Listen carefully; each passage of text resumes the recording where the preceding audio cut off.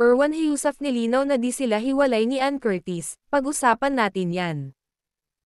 Pero bago ang lahat, kung di ka pa nakasubscribe sa ating channel ay huwag kalimutan mag-subscribe para lagi kang updated sa latest chika.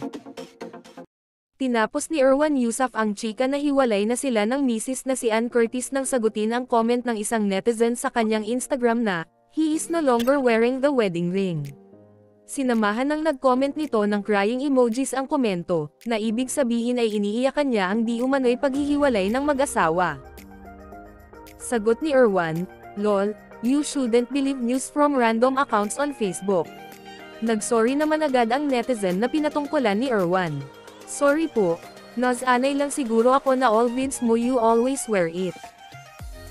Wala nang ibang sinabi pa si Erwan at hinayaan ang ibang followers niya ang sumagot sa nag-akalang hiwalay na sila ni Ann.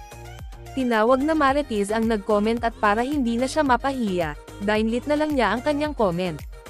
But as of yesterday, nababasa pa rin ang nasabing comment.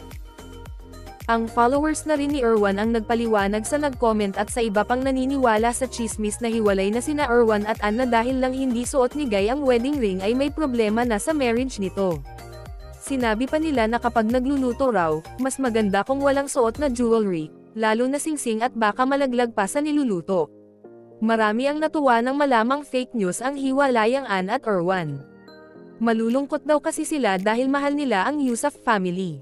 Tama raw ang sinabi ni Erwan na wag maniniwala sa mga random accounts at kulang na lang ay sabihing fake news ang mga iyon.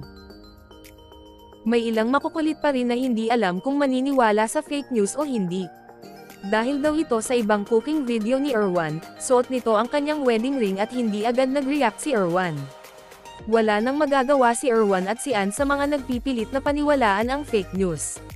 Basta nagsalita na siya at tapos na dapat ang isyo dahil malinaw na hindi sila hiwalay ni Ann.